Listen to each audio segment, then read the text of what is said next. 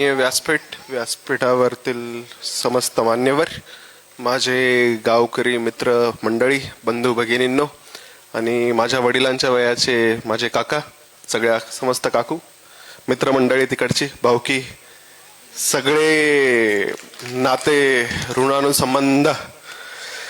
आणि सर्वप्रथम मला आठवण काढायची आहे माझ्या आजोबांची, माझ्या आजींची, नानासाहेब मानाजी तिडके आणि गजराबाई नानासाहेब तिडके. ते आज असते हे सर्व पाहायला तर त्यांना खूप जास्त आनंद झाला असता. माझे आजोबा म्हणायचे की माझ्या वडिलांना क्लास 1 ऑफिसर करायचं, तर ते थोडं नशीब असतं म्हणा, किंवा नशीब असं गोल फिरून कधीतरी काम करतं आणि माझ्या रूपात आलं हे माझं भाग्य, सौभाग्य आणि तुमच्या सर्वांचे आशीर्वाद आणि माझ्या माता पितांची पुण्याई. आता काय होतं की मी म्हणजे एवढं असं पब्लिक स्पीकिंग कधी केलेलं नाहीये आणि तुम्ही मला पुत्रासारखं प्रेम दिलेलं आहे, तर पुत्र काही चुकीचा बोलला तर माफही करायचं असतं, ते तुम्ही आता थोडं लक्षात ठेवा. आणि कसं आहे, मी 4 वर्ष मुंबईत राहिलेलो आहे, सगळे मित्र थोडे नॉर्थ इंडियन होते.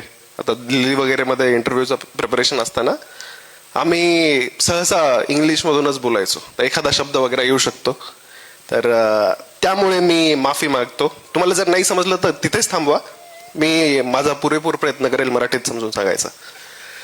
आता कसं होतं की मी काल परवाचीच गोष्ट आहे, मी म्हटलं की काय सत्कार वगैरे करायची गरज आहे, म्हटलं मीच येऊन प्रत्येकाच्या घरी भेट देतो, काय गायडन्स करायचं ते करतो म्हटलं. आणि पाहिलं ते पोस्टर, भव्य सत्कार. म्हटलं आता मी मुंबईत राहिलेलो आहे, दिल्लीत राहिलेलो आहे, काय भव्य असणार आहे म्हटलं. इथे येऊन तर कळलं मला की भव्य इथेच आहे, तिकडे काही नाहीये. आता त्यानंतर विचार केला की आता बोलावं काय, तर मी 2-3 गोष्टी विचार केल्या की पहिलं बॅकग्राऊंड देऊ आपण, त्यानंतर अभ्यास कसा केला ते सांगू, आणि काय आपण करू शकतो या भागात त्याच्यावर बोलू. तर बॅकग्राऊंड तर तुम्ही श्रीनिवास काका संपवलेलं आहे, अभ्यास तर कोणीतरी सांगून दिलेलं आहे की 20 तास करायचो, तसं काही नाही आहे, कोणी घाबरू नका. आणि हे बघा की आणखीन एक गोष्ट सांगायची आहे मला की आता मी जस्ट एक्झाम संपवलेली आहे, मी ट्रेनिंग घेतलेली नाही आहे, तर माझे जे विचार आहेत ते आत्ताही रॉच आहेत, मला असं प्रोफेशनल ट्रेनिंग भेटलेलं नाहीये आणखीन. तर मला नाही वाटत IAS जिल्ह्याचा बॉस असतो, तो तुमच्या सर्वांच्या सेवेसाठी असतो, सिव्हिल सर्वंट. आणि माझी इच्छा तीच आहे. आता कुठे भेटतं काय भेटतं ते काही मला माहित नाही, पण या सर्व कार्यक्रमामुळे त्या मातीचा सेंट तर मला लागलेला आहे आणि मला नाही वाटत, जसं पप्पा म्हटले, विसरेल मी. आता इन जनरल मी तुम्हाला माझं प्रिपरेशनचं जर्नी सांगतो. मी 4 वर्ष IIT मुंबईमध्ये होतो, ते मस्त कॉलेज होतं, तिथे सगळ्या गोष्टी पाहिल्या की प्रायव्हेट सेक्टरमध्ये जॉब वगैरे कसा असतो, काय असतो, आणि शेवटी ठरवलं की IIT ठीक आहे, आता आपण UPSC करू. आणि टेक्निकली तर माझा हा 3रा अटेम्प्ट आहे, मी जस्ट डिग्री झाल्या सहज असं अटेम्प्ट दिला होता. आणि क्लासेस वगैरे म्हणजे मी एक फाउंडेशन कोर्स घेतला होता, पण 1 आठवडा फॉलो केला आणि मला कळालं की हे तर म्हणजे यांचा सिलेबस संपण्याचं हे दिसतच नाही.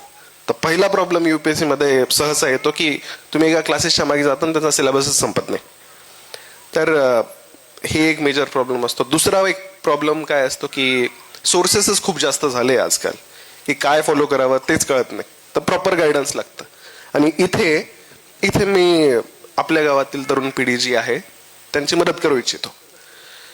तिसरं आता म्हणजे पूर्ण त्या जर्नीमध्ये काय की पहिला मग 1 वर्ष अभ्यास केला, मग 2024चा अटेम्प्ट दिला. जसं पप्पा म्हटलं की थोडा हवेत होतो की हमारा नहीं होगा तो किसका होगा, तो 0.8486 मार्क्सने गेलं माझा प्रिलिम्स. आणि ठीक आहे, म्हणजे त्याचं काय, प्रिलिम्स नसतं गेलं तरी मेन्स गेलंच असतं. असं असतं की एक गोष्ट जर प्रिपेअर्ड नसेल तर पुढचा पल्ला कसा पुढे करणार, तर ती देवाची इच्छा म्हणायची. आणि आणखीन एक म्हणजे महत्वाचं एक गोष्ट मी आवर्जून मांडू इच्छितो की सर्कल, तुमचे मित्र हे खूप जास्त इम्पॉर्टंट ठरतं कोणत्याही जर्नीमध्ये. तर माझा एक मित्र होता जो सोबतच प्रिपरेशन करत होता आणि त्याने मागच्या वर्षी IPS बनला होता आणि यावर्षी माझ्यासोबत मोस्टली IAS बनेल. तर त्याच्याशी संबंध असल्यामुळे माझाही खूप फायदा झाला. तर लोक आसपास असेच ठेवा जेव्हा तुम्ही एखादी गोष्ट करताय, ज्याने म्हणजे तुम्हीही ध्येय वेडे व्हाल आणि तुम्हीही एफर्ट म्हणजे कॉम्पिटिशन असावी त्यात. आणि ते करता करता आता पुढचा अटेम्प्ट 2025चा दिला. त्याच्यात म्हणजे फेब्रुवारीमध्ये थोडं पोट दुखायला लागत होतं, तर थोडं ChatGPT डायग्नोसिस वगैरे केलं तर वाटलं हर्निया वगैरे असं दिसतोय. वाटलं तर प्रिलिम्स देऊ आपण, फेल झालो तर बघू आता काय असतं. त्यानंतर प्रिलिम्स वगैरे पास झालो. मग मेन्स दिल्यानंतर विचार केला की मेन्स नंतर पाहू. मग मेन्स दिली. मग मेन्स दिल्यानंतर असं झालं की मी 1-1.5 वर्षापासून जे प्रिपरेशन सोडून मित्र होते त्यांच्या कॉन्टॅक्टमध्येच नव्हतो. म्हटलं थोडं फिरून येतो, त्याच्यानंतर बघू काय असतं. त्याच्यानंतर कळालं की हर्नियाचा प्रॉब्लेम आहे, थोडं ऑपरेशन वगैरे करावं लागेल. तर सर्जरी वगैरे केली आणि त्यानंतर मग हे इंटरव्ह्यू वगैरे झालं. तर असा माझा हा प्रवास होता. आता म्हणजे आणखीन थोडं विषयाला डावलून आपण सर्वांनी माझ्या अगोदर येणाऱ्यांनी सांगितलं की एज्युकेशन, शिक्षण हे खूप जास्त महत्वाचं असतं. आणि आता आपण विचार करतो IAS, MBBS, डॉक्टर, मतलब म्हणजे एम्स वगैरेवाला किंवा IITian. मला 1% वाटत नाही शिक्षणाचं ते काम असतं. मला असं वाटतं शिक्षणाचं काम तुम्हाला एक चांगला नागरिक बनवून ठेवणं, जेणेकरून तुम्ही आमच्यासारखे जे सिव्हिल सर्वंट बनणार आहेत पुढे त्यांच्यावर आणि जे पॉलिटिशियन आहेत त्यांच्यावर वचक ठेवू शकता की तुम्हाला तुमचे राईट्स आणि ड्युटीज कळता शिक्षणामुळे. तर ते माझ्या हिशोबाने जर तुम्ही चांगले नागरिक बनताय तर ते शिक्षणाचं काम आहे. आणि त्या हिशोबाने आपण आपल्या पाल्याला हे केलं. आता तुम्ही माझ्यापेक्षा मोठे, आता मी तुम्हाला कसं सांगणार की तुम्ही तुमच्या मुलांना कसं घडवायचं. मी तुम्हाला फक्त हेच म्हणेल की जर त्या तुमच्या मुलाला असं 11वी 12वी किंवा मग स्पर्धा परीक्षांचं काहीही गायडन्स वगैरे लागत असेल तर मी इथे आहे. माझा नंबर तुम्ही माझ्या आई वडिलांकडनं घेऊ शकता. आणि आता तुम्ही एवढं सगळं प्रेम दिलंय, असं निशब्द करून टाकलंय, एक उपकार करा, तुमच्या सेवेची संधी द्या. बस हीच तुमच्या जर्नी प्रार्थना.